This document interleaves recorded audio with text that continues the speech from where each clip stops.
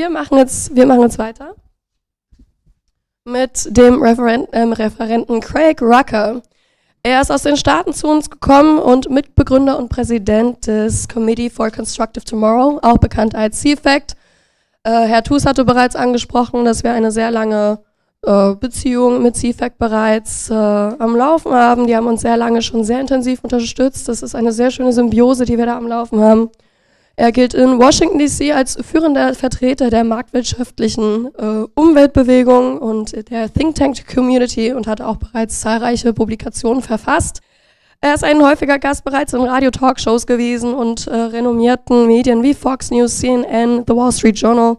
Außerdem ein Co-Produzent des preisgekrönten Films The Hustle, der 2016 an einem Abend die Nummer 1 an den amerikanischen Kinokassen wurde. Er ist als akkreditierter Beobachter bei den Vereinten Nationen dabei gewesen und hat dementsprechend auch CFACT-Delegationen zu rund 30 großen UN-Konferenzen geführt, darunter auch die jüngsten in Sharm el-Sheikh, Ägypten und Dubai. Ich heiße euch herzlich willkommen, Craig Rucker, mit seinem Vortrag zu den Grünen und Linken, wie wir sie in die Schranken verweisen können und wie wir dabei gewinnen werden. Herzlichen Dank.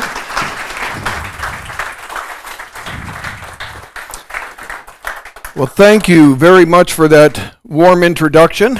As was said, my name is Craig Rucker. I serve as the president of the Washington, D.C.-based Committee for a Constructive Tomorrow, or CFACT for short. Let me say it's back at you, Wolfgang, Holger, the good folks of Ike. We are very blessed to have your acquaintance, and thank you and count you as very good friends in this fight to try and bring climate realism to Europe. As is often the case when they have the old saying, if you speak 3 languages, you're trilingual. If you speak 2 languages, you're bilingual. But if you speak 1 language, you're American, right? Now, CFACT, and I often get this difficulty in that when I give a presentation, my staff says, Craig, you've just given a great presentation, but you said nothing about your organization. So I will try to do a little shameless self-promotion at the beginning so you know who I am, and then get into the presentation. CFACT has been around since 1985. We've been called and dubbed by the Boston Globe as the Greenpeace of the right. And the reason that they call us that is, yes, like Greenpeace, we do studies, we testify before governmental bodies, we go to UN climate summits and the like, but we have a lot of fun doing it. We often do things like stunts or pranks. And sometimes for certain people, they say that that's a little bit out there, that we do these types of things. But all organizations take after their founder. And I myself am one of the ones who founded CFACT back in the mid-'80s. This was my organization that I started in high school. It was called the Fighting Army of Radical Teenagers. Fighting Army of Radical Teenagers, or FART for short. That's a group of us after we did a raid. We used to go and put a list of demands on the school and say, if you do not meet our demands by noon, we will strike. And one of our demands might be that the Beatles have a reunion or something outrageous. And if they didn't do it, we would go into a classroom and we would liberate the students from their teachers. We would escort the teachers, and then the students would run out of the classroom. Some teachers had a sense of humor, and they played up with the game. It was kind of a prank. It was done harmlessly. But you could not dress like this. We look like terrorists right now. This is the 1970s, but everybody took it as a joke. But some did not. Some chased us. In fact, we got chased by the principal, but we had a plan, just like we do at CFACT, where we'd run out of the school, our girlfriends would be ready with their cars, we'd jump in and drive off. And this was done right after we drove off. And this person right here, which one is me? That one is me. I was a ringleader. Well, this is a good thing. My parents said, Craig, you're a prankster, you're a jokester. I did this. This is just one of many things in high school. But how, they were a little worried about me, wondering what I'd do for a career. I mean, we have talented people here in science, Will Happer, Willie Soon, others. We got good spokesmen or policy experts, lawyers. What are you going to do with this as a career? Well, I took it and formed an organization. where I did this all over the world, where I organized protests or did stunts flying into UN conferences or boarding Greenpeace ships and dropping banners off of it. All sorts of pranks and punks against Al Gore and other things, covering media, and hopefully doing something positive. Now, I know sometimes when I first met Holger and Wolfgang, they always said, "These are good, Craig, but are you really accomplishing anything?" And I thought I would use that as a way to introduce my topic here and ask, where am I going? What am I doing? What's the meaning of life? Is there a point to all this stunt work? How are we as climate realists doing against the other side, which we think is not giving us the straight scoop on global warming? And I would like to say here and now, I think we've been doing fairly good. If this were the battle, we would not be the big guy. We would be the little guy. Let's face it, we have a lot of odds stacked against us. If you were to look at what the climate alarmists have, they have the major scientific bodies, they have Hollywood, they have the United Nations, they have all the money, the major financial institutions. What do we have? One good thing we have some very bright scientists here today. We, Clauser, Nobel Prize. We got Will Happard, Willie Soon, and others. We have a few good blog writers, people like Steve Malloy back in the United States, and others, Tony Heller, who are getting the message out when they're not getting banned on social media.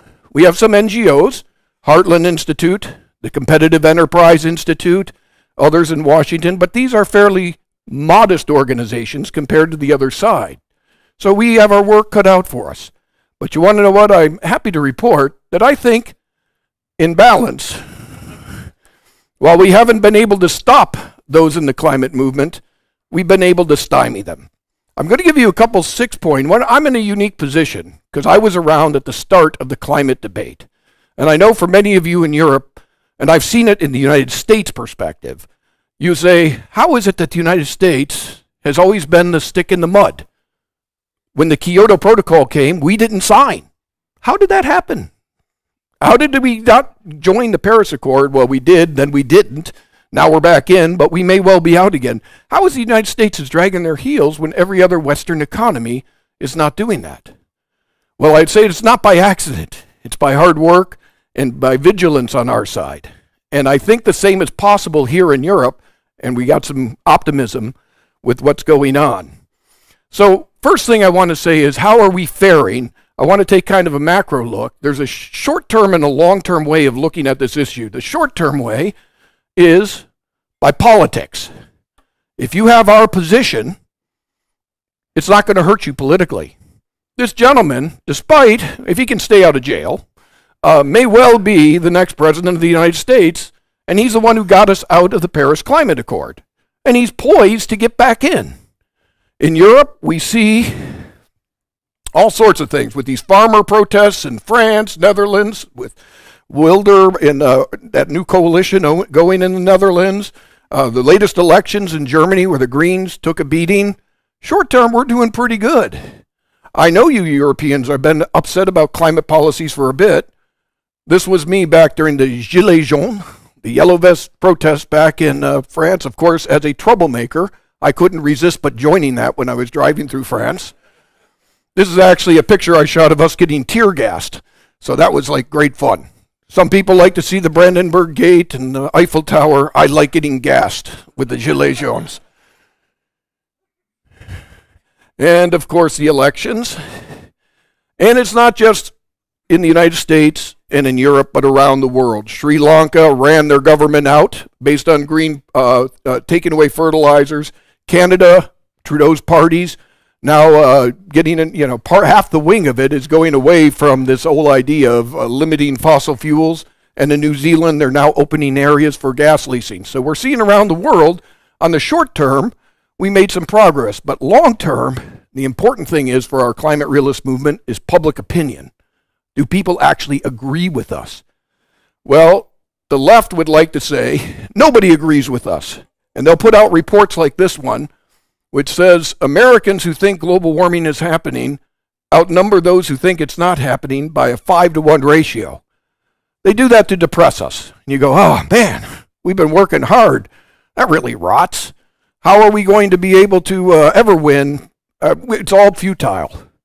But if you look in this same poll, you'll see that it's not quite. Oh, by the way, it's 7% in Europe, so you guys got a little more work. In China, it's 3%, and I think after this poll, that 3% were arrested, so it's probably 100% in China that now believe in climate change. But if you look at this poll inside, there's your 14%, but what they don't tell you is that 26% don't buy that man is the major cause. They think it's due to natural conditions. 14% are unsure. Now remember how weighted this is. The other side has all of the media, all of the UN. And yet as I add this up, and math wasn't my thing, doing pranks was, we actually outnumber them in terms of that by like 54 to 46% when you add up those three. And you'll see that people that care about this or be a top priority outnumber those who think it is a top priority. So despite all their efforts, and it hasn't changed much through the years, going back from 2016 to present, it's roughly the same. And another evidence that we're making progress is the other side is very upset that a few skeptics have been able to muck up the game, which is why they're trying to silence us on social media and the like. I'm going to give you a couple case studies because I was there and present during these to lead you and to show you how we succeeded in the United States to be such a stick in the mud, a thorn in the side of the other side. So I'll take you back to the beginning because I was there. Even before this Rio Earth Summit in 1988, there was a gentleman named James Hansen who kind of introduced the global warming issue to the American public in 1988. He was in the Senate testifying that he was 95% sure that humanity was headed toward a global warming crisis. Now that was news to me. I was raised in a place called Buffalo, New York. Now I don't know if you know geography in America very much, but if Spain is like our Florida, Buffalo would be like Finland or Russia. I was in a very cold area of America. And what we had heard up until this point was not global warming in 1988, it was the impending ice age. Being from Buffalo, I kind of believe that. We got a lot of snow all the time and got buried in it frequently.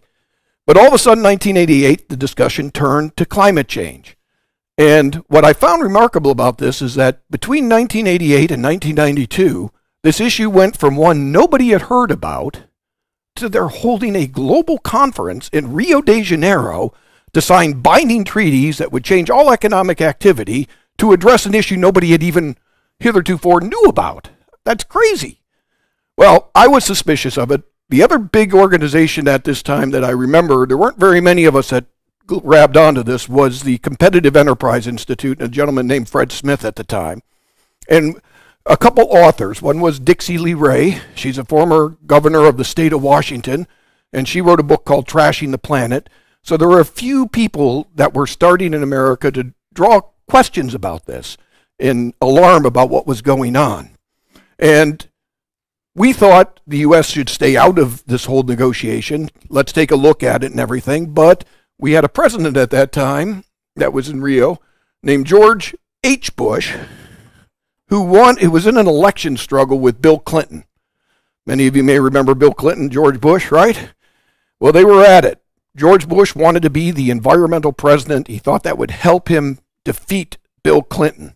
So he was going to go to this conference in Rio, but before he went, he wanted to bring in those who were conservative to back him up. I was one of those who was invited to go see him, along with Fred Smith, Morton Blackwell, a number of others.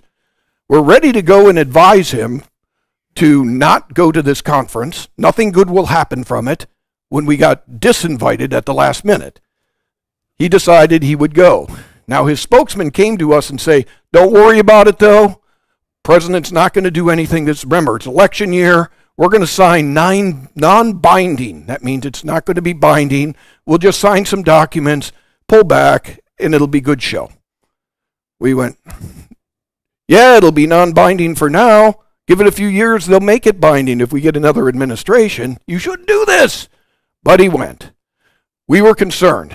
So we wanted to make sure the American public knew what was going on down there. So we financed, and CFACT was the one who did it initially, but Competitive Enterprise Institute went down there too. This woman, Dixie Lee Ray, to go down to Rio de Janeiro and monitor things and report back, but not just report back through the CFAC channels, but through this guy. Does anybody recognize this person? Rush Limbaugh. He's a big radio host in America. Was, yes, he's passed away now. Anyway, at that time, he was in his kind of zenith. 20 million Americans heard him each day. And that was a good way to get information out. He invited her to give updates every day during this 2-week Rio summit on what was going on down there. So we reach millions. My broad point is this. It wasn't by accident that people became skeptical. Right from the beginning, day one, we wanted to make sure people knew about it. And that played a role in it. And she was very instrumental in that, as was Rush Limbaugh. So we made sure of it. Now, there's 3 things that came out of this climate conference, and we did a good job of taking them on, again, by quick action. The first one I want to talk about is Agenda 21. These were the 3 documents: Agenda 21, Convention on Biological Diversity, and the Framework on Climate Change. Has anybody heard of Agenda 21 out of curiosity? You've all heard about it. You're all conspiracy nuts. There is no such thing. Anyway, Agenda 21 was a real document. It was signed by a lot of nations, including our president, George H. Bush. And essentially what the objective of this is to put in sustainability goals in the local communities. Now, to do that, they partner with an organization called ICLEI, the International Conference on Local Environmental Initiatives. This is from their website right now. Now, ICLEI was tasked with going into the different communities, and what they actually do is extract dollars from them in order to put in climate change initiatives and things of that sort in the localities. They are actually trained, not to mention that they're working for with the UN on these things too, and I'll get to why I know that.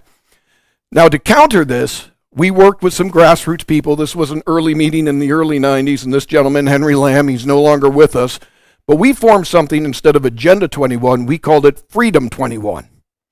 And we started working with cattlemen, ranchers, property owners, and took them on in the local grassroots community. We sent this gentleman, who now works with me at CFAC, Tom DeWeese, to hundreds of communities across the country, testifying in legislatures and everything. ICLEI had penetrated about 600. They bragged. 600 communities now are part of our ICLEI system to put in climate change stuff. By the time we got done with them and alerted them, they were less than half that, more like 200. We couldn't get them out of the blue communities. What I mean by that are the very liberal communities like San Francisco. But they were gutted pretty much everywhere else because we took quick action on the grassroots level. And the media, of course, hit back. New York Times say activists fight green projects seeing a UN plot. They belittled our idea, said there's no such thing as Agenda 21. It's all, myth. You can see this on the internet. The UN brags about, they now call it Agenda 2030.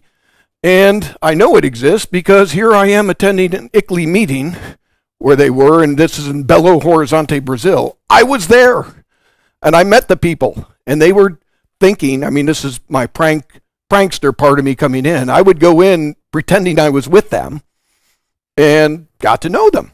And they would confide in me and tell me that eventually they caught on to me and threw me out. But they would tell me that they were very upset about the grassroots activism that was going on in the U.S., hurting their cause.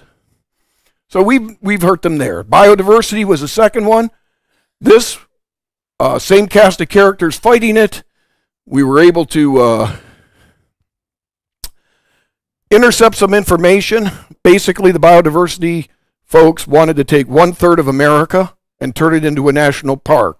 All this red that you see in this particular map was what the UN had planned to turn into a natural park in America.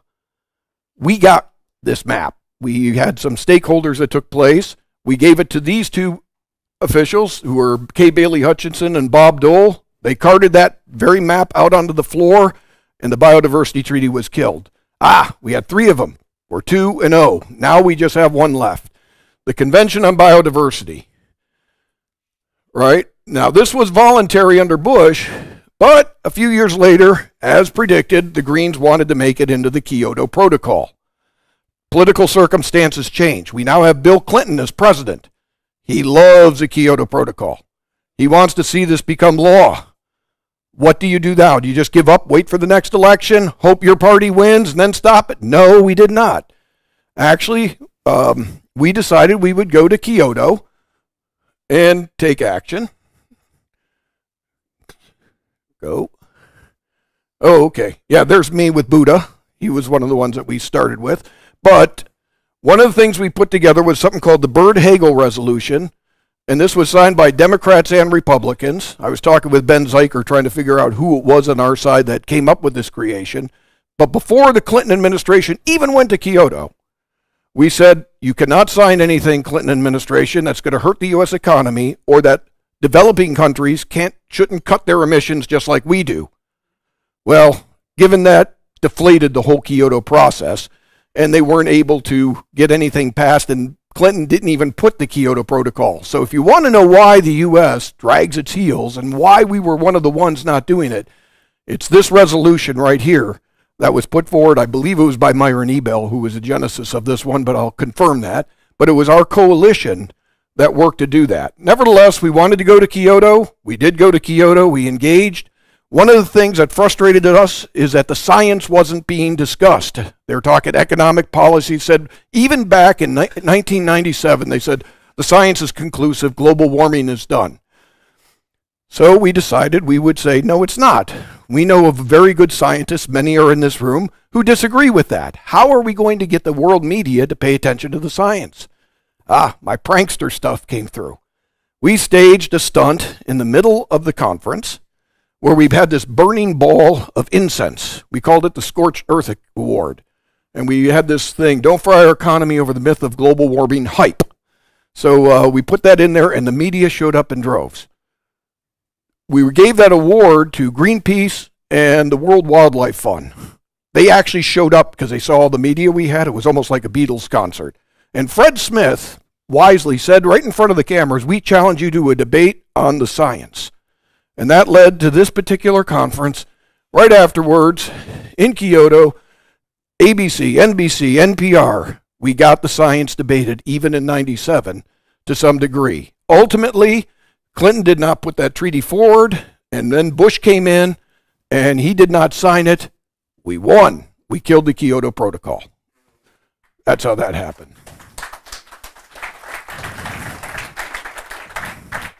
This man, Al Gore, was another problem. After losing to George W. Bush, the Greens tried to prop him up. He became Mr. Global Warming. Did this movie, An Inconvenient Truth. He won the Nobel Prize, and was actually, his movie's being shown even to this day in high schools, propagandizing people despite its factual inconsistencies. We thought he was a problem. We wanted to do something to address this so that the media couldn't say he's Mr. Awesome and everything. So we took that on. One of the first things we did is take him on right after he won his Nobel Prize. He won it in Helsinki, and his immediate thing he had to do after getting that prize was to fly to a climate change conference in Bali, Indonesia. There waiting for him, we had activists working with Joanne Nova, Lord Christopher Monckton, and others. We greeted him as he went in to... It's a little much of a story, and we don't have time for it, but we actually got right in front of them, robbed all the media attention, and got a lot of hits off the fact that protesters were there when he received his award. We followed that up in America he did a victory lap tour of getting that in places like Miami, Chattanooga, Madison, Portland. We sent people ahead because he had broadcast what his schedule would be, and so in advance, we had people planned, mostly our college students and others, to do protests. Here's one in Miami from back in that time. You'll see that we did. And our protests actually got more press than his speech about climate, to the point that he canceled his tour. So that was impactful. Still not over, though. He was a problem. His movie was a problem. We worked with Phelim McAleer and Anne McElhaney, produced this movie, Not Evil, Just Wrong, and motivated, by this time, it was a couple years later, Obama had been elected, the Tea Party movement. I don't know if you've heard of that in America, but it was a reaction to a lot of what Obama did. And everywhere that Gore went, we mobilized the Tea Party to protest him and his movie. It finally got to the point that we were successful. And you would see headlines like this: "The other inconvenient truth, millennials won't listen to Gore. Is Al Gore now a help or hindrance to the global warming cause?" Success. We were able to blunt that threat. We did the same in the Copenhagen Climate Agreement. By this time, the Greens wanted to get another treaty. Kyoto was expiring. We went to, one of the people in this room will be one of the next speakers. I don't know if he's right after me or not, is Mark Morano. Had a lot to do with this. He was in a car in California, Hollywood, when he heard about the leaked emails that came out. First off, are you all familiar with ClimateGate? You'd understand what that is, right? Okay, good. So he's in the back of a car in Hollywood, California, gets this, and maybe he could tell the story better, but he starts telling Rush Limbaugh, starts telling Fox News, starts telling everybody, that it becomes blown up as a major thing, this ClimateGate issue. New York Times is very upset because there's a climate meeting coming up. They try to, they do a feature story on him. Dissenter on Warming expands his campaign against the others. The climate conference happens. We hold a conference before that, and New York Times again covers it. And we're showcasing all sorts of things. We brought a whole bunch of scientists against them. At the end of the day, ClimateGate became such a big thing that it derailed pretty much the entire Copenhagen consensus. And we avoided getting Kyoto done. Oh, for fun, we boarded some Greenpeace ships too and dropped banners off them there. That's the prank. You know, we can't leave without doing a prank against them. At the end of the day, low targets, goals drop, Copenhagen ends in failure. And if you read further in this article, you'll see that one of the big reasons had to do with ClimateGate. And because of Mark Morano being very instrumental. He wasn't alone. There were many others, probably some in this room, that helped with getting that out. But he was instrumental in doing that. Another victory. International Climate Court. Has anybody ever heard of an International Climate Court? That's good.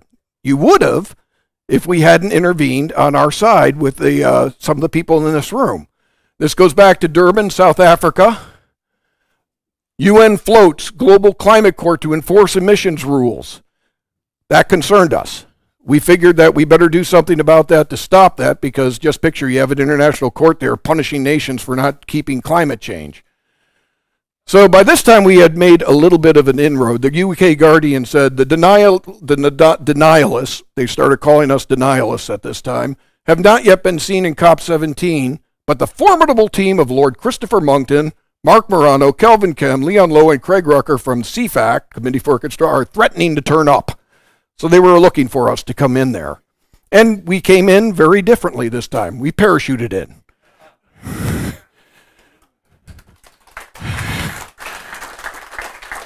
I tried before I came there, and I have it someplace, but I can't find it. The front page of the Durban paper had pictures of this whole stunt there, and it talks about ClimateGate 2. We came in talking ClimateGate 2, but we wanted to derail this whole issue of a World Climate Court.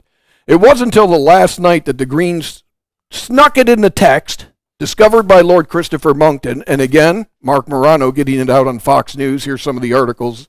Oh, we did a press conference with Senator Inhofe, but he got it out in several different publications, made a big deal about it, and the Greens withdrew that text. Now, am I saying we did it? No, but I think we embarrassed them by getting the text out there because they wanted to sneak it in as some little subtext, but they weren't able to do it. Good work by Christopher Monckton and others to get this out there for the public. Another victory. Now, I could go on and on with the war stories. In Warsaw, Poland, there were some rollbacks by them. We got to use their Independence Day to speak to 50,000 Poles. All their channels covered that. Lima, Peru, we worked to get some Greenpeace people arrested. They had desecrated the Nazca lines. We exposed that at a press conference and through a video. The Peruvian government got upset with the Greenpeace people, and they got jailed. Bottom line is, I'd say the important thing is be aggressive. And despite your little numbers, if you just get the information out there and have fun, you can make an impact. Today we're continuing, and we are having fun again. One of the issues we're doing is taking on offshore wind farms, renewable energy projects, and others. These are opportunities to show the Greens don't care about the environment. This is us putting up, just last year, Save the Whales, Stop Windmills, and flying a banner over Atlantic City. That was covered in the New York Post. This was I organized. We got citizens to form a big whale tail, and they lit it up. It's a cool thing on New Jersey. And also we did a boat protest 25 miles out into the ocean with bullhorns. I wanted to get Patrick Moore to come with me, but he was this close but didn't do it. And this was on Fox News. We also, and you say, well, what's the whole deal with all these protests? Have they done anything tangible? I would say they help contribute to the demise of many of these wind farm projects that we're seeing in the United States. President Biden has this plan to put wind farms all the way from the Carolinas up to New England, and wants to do this by 2030. He wants to put in 30,000 megawatts. I think we've stopped over 2/3 of them from going up by these types of protests against them for whales. You have, Avangrid, Empire Wind 2, Ørsted, all these companies pulled out. They even paid millions of dollars not to put in these projects. And best of all, we're scaring them even more because so much of a backlash have we created that now Donald Trump's pledges on day one, he's going to scrap offshore wind projects. I'm sure that doesn't help their investment very much. Wall Street, we've taken on the Greens and the whole ESG issue. And one of the things we've done, as well as a lot of other companies, we bought lots of shares of different big companies, BlackRock, State Street, JP Morgan. And we show up at these board meetings and we ask difficult questions and propose resolutions that are against what the Greens are talking about. We've been very impactful on that. In fact, they changed the rules. It used to be you could buy a couple $1,000s worth of shares and get in. Now you need like 10 or 20,000. But Lord has blessed us, and we've been able to do that. In fact, the Wall Street Journal just this last week ran an article about how impactful it has been from the conservative side to go into these shareholder meetings and change things. And it certainly has inspired GOP officials who in several states now have withdrawn their funds, their retirement pension funds, from BlackRock and others for trying to push climate alarmism. And you see BlackRock backs off ESG. JP Morgan leaves a climate investor group. These are victories, just like that. They're continuing. We got now a good decision, and maybe I'm going to guess that maybe some others might be speaking on with the states taking it to the EPA and the courts. For time, I won't go into that. We have 19 state attorneys generals challenging blue states' radical climate policies impacting others. It used to be that we would just use our red states to blunt and stop them from occurring there. Now we're actually attacking the blue states, saying your climate policies are impacting us, we're taking you to court. And we're seeing them on retreat. So we're actually using where we are strong to go after where they exist. And I want to point out the good work of James Taylor at the Heartland Institute, another guy, Jason Isaac from the Texas Public Policy Foundations, as two champions. James is going to be talking right after me. Heroic in going into the various states, pushing various laws, working through a group called ALEC, the American Legislative Exchange Council. In fact, James and I will be there in just next month, putting in what we call model bills that'll go out to all the states to stop climate and alarm policy and global warming extremism. And we've had extreme success at that. This gentleman, Frank Lass, and I together have written bills, and we tried to make them clever, like this one here about electric vehicle forced labor. We tried to put the Democrats on the defensive. That bill says that no parts can be used in electric vehicle that use child or slave labor. We've got it in all these parts. What that basically means is you can't make an electric vehicle, right?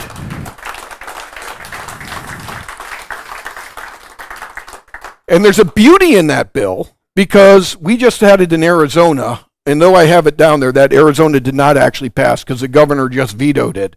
But that's good. It's a Democratic governor. We now have the Democratic governor of the state of Arizona saying, I support child labor and slave labor to make electric vehicles. Good. Now we have an election coming up. Let's use that as a platform.